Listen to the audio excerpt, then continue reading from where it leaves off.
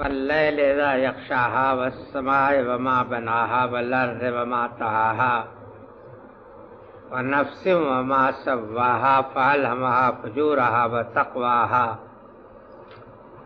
قد افلح من زکاها وقد خاب من دساها كذبت ثمود بطغواها اذ انبعث اشقاها فقال لهم رسول الله ناقة الله وسقياها فكذبوه فعقروها فدمدم عليهم ربهم بذنبهم فسواها ولا يخاف عقباها.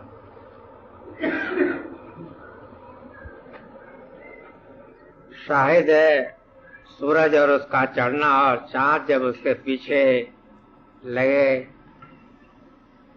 اور دن جب اس کو چمکا دے اور رات جب اس کو ڈھانک لے اور آسمان اور اس کی حیرت انگیز ساخت اور زمین اور اس کا بچھایا جانا اور نفس اور اس کی پرحکمت تشکیل، بس کس طرح سے اس کو الہام کیا اس کی بدیاں اور اس کی پرہیزگاریاں. بے شک فلاح پائی جس نے اس کو پاک رکھا اور نامراد ہوا جس نے اس کو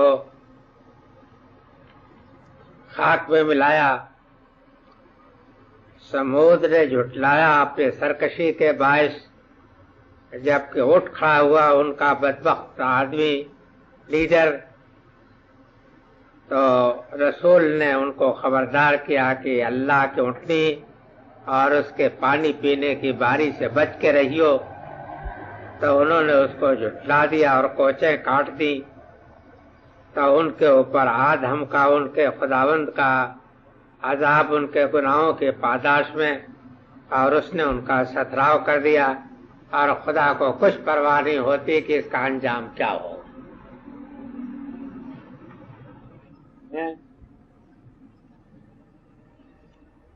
بظاہر ترجمے سے بھی تو معلوم ہوتا ہے نا کہ ایک مضمون ہے، ایک وحدت کے ساتھ نمودار ہوا ہے.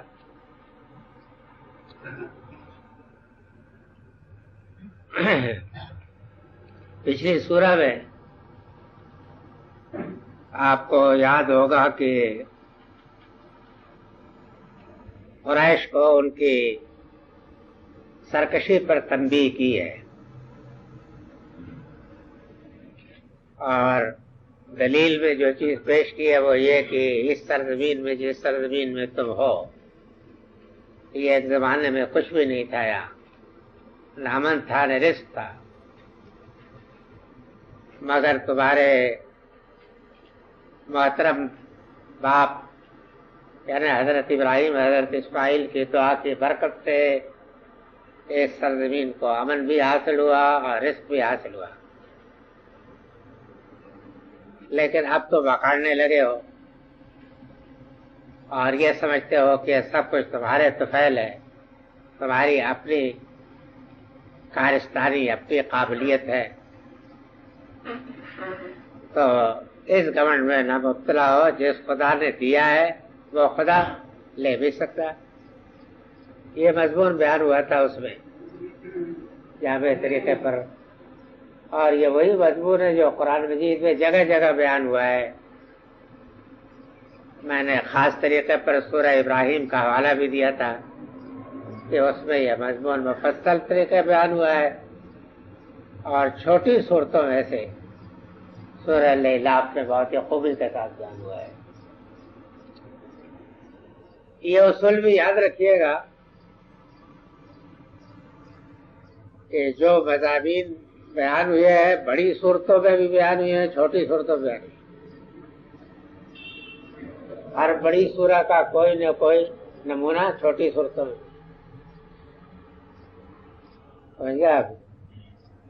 جس طریقے سے کہ مدینے میں پورا جہان دکھا دیا جاتا ہے نا، تو اسی طریقے سے اس چھوٹی سورہ میں اس بڑی سورہ کا پورا مضمون سمجھ دیا جائے. خیال میں آپ پہ اب لیلاف ہے مثلا، یا سورہ لم تر کیف ہے، یا انا اعطیناک الکوثر ہے، یا قل اللہ ہے. تو یہ مضامین بڑی صورتوں میں بھی بیان ہوئے ہیں، تمام اپنے دلائل کے تفصیلات کے ساتھ، اور پھر انہی کو چھوٹی صورتوں میں بھی بیان کر دیا تاکہ آپ بڑی آسانی کے ساتھ چند لفظوں میں اس کو یاد کر لیں، گرا کر لیں، وہ آپ کے لیے ایک محفوظ تعویذ کا کام دے. یہ ہوتا ہے. تو ان چھوٹی صورتوں کو سمجھنے کے لیے یہ ضرورت ہوتی ہے کہ وہ بڑا آئینہ سامنے رکھ کر کے اس کے اوپر غور کریں. جب اس کو آپ غور کریں، رکھ کے سامنے غور کرتے ہیں، تب اس کے ایک ایک لفظ کے اندر معانی کا ایک جہان معلوم ہوتا ہے کہ یہ پوری داستان اس ایک لفظ کے اندر سمو دی گئی ہے. یہ ہوتا ہے. اب اس آگے والی سورہ میں اسی مضمون کو لیا ہے اور اس کو ایک نئے پہلو سے ثابت کیا ہے، جس میں دلائل آفاقی بھی ہیں، انفسی بھی ہیں، تاریخی بھی. پہلے آفاقی دلائل سے یہ ثابت کیا ہے کہ اس کائنات کی جتنی بھی چیزیں ہیں بڑی سے بڑی، وہ ان کی بھاگ خدا کے ہاتھ، اور وہ ان کو بالکل اپنی مٹھی میں رکھتا ہے. مجال نہیں ہے کہ سرے منہ وہ تجاوز کر سکے. اگر ذرا تجاوز کرے تو پوری کائنات ٹکرا کے پاش پاش ہو جائے گی. سمجھ گیا؟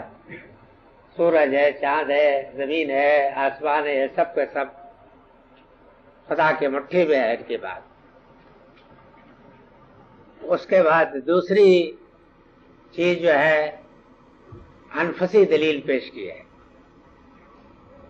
کہ جس طریقہ سے دنیا میں تم دیکھتے ہو کہ تمام اجداد ہیں بڑے بڑے، لیکن ان تمام اجداد کو خدا نے کنٹرول میں اپنے رکھا ہے، جس کی وجہ سے اجداد ہونے کے باوجود بھی آپس میں ٹکراتے نہیں ہیں. خدا ان کو اپنے پاس میں رکھتا ہے. اسی طریقہ سے نفس انسانی کی بھی تشکیل اللہ تعالی نے بہت ہی اعلیٰ طریقے پر کی ہے، اور یہ چاہا ہے کہ نفس انسانی میں بھی کوئی چیز جو ہے اپنے حدود سے تجاوز ہو کر کے دوسری چیزوں سے ٹکرا نہ جائے. اگر ٹکرا جائے تو کوئی عالم انفس میں اسی طریقے کا فساد ہو سکتا ہے جیسا کہ عالم کائنات میں. سمجھ گیا؟ اس کے بعد تیسری دلیل تاریخی پیش کی ہے. اب تاریخی دلیلیں جتنی دی ہے قرآن مجید میں تمام اقوام ماضی کی دی ہے، اس سورہ میں صرف ایک قوم کی دی ہے، قوم ثمود کی. اور اس کی وجہ واحد یہ ہے کہ واقع ہے کہ عرب کے لٹریچر میں، جس کو ان کا لٹریچر کہتے ہیں، اس میں جتنی مثال اس کی مذکور ہے عاد ثمود کی، خاص طریقے سے ثمود کی، اتنی کسی کی نہیں. ان کے لیڈروں کا طرز عمل اور اس کا جو نتیجہ ظاہر ہوا ضرب المثل کے طریقے پر ان کا بیان ہوا ہے، اور تقریباً ہر بڑے شاعر نے اس کو مثال میں پیش کیا ہے. تو ان کے تاریخ سے وہی بات ہے کہ جو اوپر تاریخی اور آفاقی دلائل سے ثابت کیے دکھا دیا ہے کہ یہ دیکھ لو کہ اللہ تعالیٰ نے ان کو بھی ساری نعمتیں دی، لیکن اس کا نتیجہ یہ ہوا کہ طغیان میں مبتلا ہوئے. تو طغیان میں مبتلا ہونے کی سزا ان کو یہ ملی کہ بالآخر خداوند تعالیٰ نے ان کو ختم کر دیا. یعنی تاریخ اس بات پہ شاہد ہے. سمجھ گیا؟ تو مطلب یہ ہے کہ کائنات میں خداوند تعالیٰ نے جس طریقے سے تمام چیزوں کو اپنے کنٹرول میں رکھا ہے، اسی طریقے سے اس کی مرضی ہے کہ جن کو اس نے اختیار بخشا ہے وہ بھی اپنے آپ کو خدا کے قانون کے تابع رکھیں. اگر وہ اختیار سے متجاوز ہوتے ہیں تو پھر اللہ تعالیٰ ان کی کمر بھی توڑ دیتا ہے، اور قومی حیثیت سے اس کی مثال موجود ہے. اس لیے کہ کوئی قوم بھی ایسی نہیں ہو سکتی کہ جو طغیان میں مبتلا ہو اور پھر وہ بچ جائے. لازمت تباہ ہو جاتی ہے. سمجھا؟ آپ پوری دنیا کی تاریخ پڑھ ڈالیے تو قومی حیثیت سے تو معاشر یہی دنیا ہے نا, اسی پلیٹ فارم پہ فیصلہ ہوتا ہے. ایک قوم نشوونما پاتی ہے, ترقیاں کرتی ہے, تمدن کو اور تعبیر کو فروغ دیتی ہے, طغیان میں مبتلا ہوتی ہے, اس کے بعد اجتماعی اخلاق اس کا فاسد ہوتا ہے اور پھر فنا کر دی جاتی ہے, کسی گردش میں آ کے فنا کر دی جاتی ہے. بڑی سے بڑی قومیں پیدا ہوئی ہے, لیکن یہ بڑا سے بڑا حادثہ بھی پیش آیا ہے. تو اس صورت میں یہ دکھایا کہ کائنات کی ساری چیزیں جتنی ہیں وہ اگرچہ آپس میں ازداد کی نوعیت رکھتی ہیں, لیکن خداوند تعالیٰ نے ان کے باغ اپنے ہاتھ میں رکھے, جس کی وجہ سے ان ازداد کے اندر توافق پیدا کر کے وہ اہل زمین کے لیے ان کو خیر و برکت بنائے ہوئے, ورنہ ساری دنیا تباہ ہو جائے.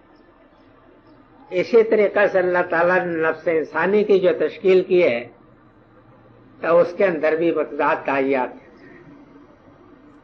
اس نفس انسانی کا کمال یہ ہے کہ ان متضاد داعیات کے اندر پورے توافق کے ساتھ وہ اپنے آپ کو نشوونما دے, تب جا کر کے اس کی صلاحیتیں پروان چڑھتی. یہ نہیں ہے کہ آپ کسی داعیہ کو ختم کر دیں. فرض کر لیجئے جیسا کہ راہبوں نے کیا یا ہندو جوگیوں نے کیا ہے یا صوفی حضرات کرنے کی کوشش کرتے ہیں, وہ کامیاب تو نہیں ہوئے مگر یہ لوگ بھی کوشش کرتے ہیں کچھ. تو یہ تو ان کو ختم کر دینا ہے, جس کا نتیجہ یہ ہوتا ہے کہ بہرحال جو قوت بھی خدا نے دی ہے وہ اپنا ایک نتیجہ رکھتی ہے نا انسانی زندگی میں, تو وہ مہلک ہوتا ہے انسان کے لیے. فرض کر لیجئے کہ انسان کے اندر بھوک بھی ایک چیز ہے, لیکن کوئی کمال یہ سمجھے کہ میں تقلیل غذا کرتے کرتے اس مقام تک پہنچ جاؤں گا کہ میری ساری زندگی کی غذا تولا ماشا رہ جائے, اور یہ کوئی کمال ہے. تو یہ کمال نہیں, پاگل پن ہے. یا فرض کر لیجئے کہ کوئی شخص یہ سمجھے کہ شہوت بہت بری چیز ہے, یہ بڑی ہلاکتوں میں ڈالتی ہے, اس لیے میں اس کو بالکل فنا کر دوں گا, اس کے ذرائع کو ختم کر دوں گا.